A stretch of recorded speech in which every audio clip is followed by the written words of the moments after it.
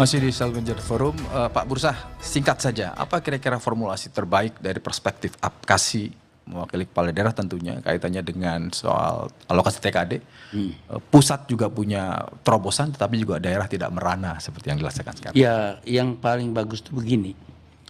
Yang termasuk keadilan fiskal itu salah satu pemerintah mengajak kita merumuskan bagi hasil. Itu satu.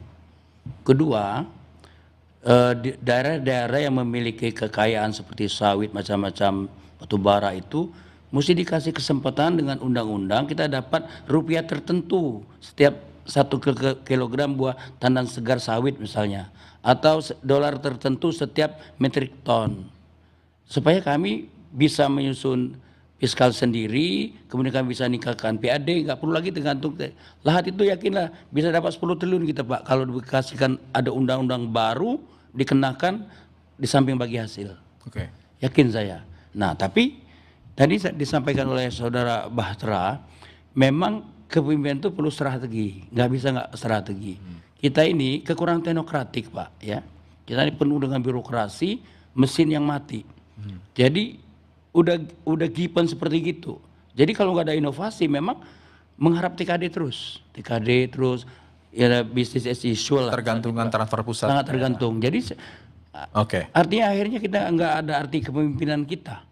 Jadi kalau kita punya kesempatan inovasi, insya Allah daerah tentu mana aja bisa berkembang. Lautnya bisa berkembang, perkebunan bisa berkembang. Kayak saya mengembangkan durian sekarang Pak. Kebun durian ya, bakal ribuan hektar insya Allah dalam 3 tahun ke depan. Manggis dan seterusnya kira-kira. Itu yang bisa dihasilkan. Nah, jadi kalian fiskal itu kalau bisa diajaklah kepala daerah itu diajak bicara, membicarakan, merumuskannya, ya. Supaya kita bisa membagi pula daerah yang minus seperti NTT. Saya selalu sebut NTT. Bung Bahtera, apa kira-kira formasi terbaik? Saya tahulah bahwa Gerindra pasti akan mensupport ini karena ini bagian dari strategi melihat masa lalu dan ingin mengembalikan ke formulasi yang terbaik.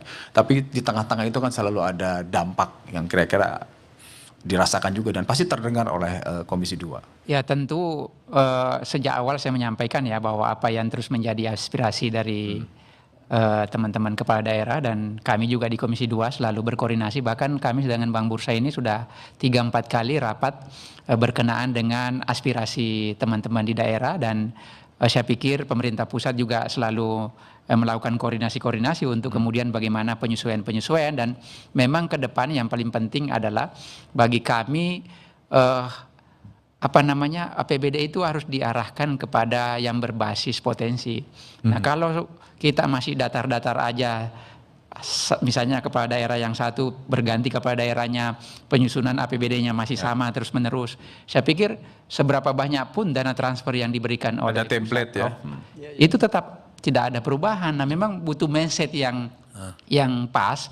Harus kita mendorong bagaimana inovasi para kepala daerah kita untuk kemudian ya bahwa butuh dari pusat iya, tetapi juga itu memang kan istilahnya itu memang pusat harus bertanggung jawab terhadap daerah, tapi di suatu sisi ya daerahnya juga harus mendorong kemandirian. Bagaimana itu tadi saya sampaikan bahwa banyak sekali potensi-potensi yang bisa dikelola, itu bisa menambah menaikkan PAD kita, tetapi kadang-kadang terabaikan karena beranggap udahlah toh kita juga dapat dari pusat sekian setiap tahun. Terus memang PAD-nya harus, kalau saya harus berbasis potensi Bang. PAD itu harus diarahkan berbasis potensi supaya apa? Kalau misalnya berbasis potensi di sana ya, misalnya support nelayan kita kalau dia daerah laut, support petani kita kalau dia daerahnya sawah, yang kebun, sehingga UMKM bisa tumbuh dengan sendirinya. Jangan lupa kalau UMKM itu bisa tumbuh dengan sendirinya, ini aja sudah bisa menopang daerah kita dan Anda pasti setuju bahwa tidak ada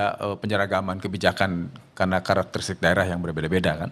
Ya tentu kan pasti daerah-daerah punya potensi, punya kekurangan, kelebihan masing-masing. Nah, maka dari itu inilah yang harus dilakukan, mungkin komunikasi, dan kami juga selalu meminta Kementerian Dalam Negeri untuk bagaimana pembinaan terhadap para kepala daerah kita yang terus ditingkatkan. Saya ke Prof Jo. Prof Jo, apa kira-kira yang ini kan sampai kapan daerah dibiarkan? Ini kalau misalnya kebijakan ini terus dilanjutkan, saya khawatir nih Pemda nggak bisa bertahan. Ya, Pemda tidak bisa bertahan. Dalam soal apa? Dalam soal bayar gaji P3K.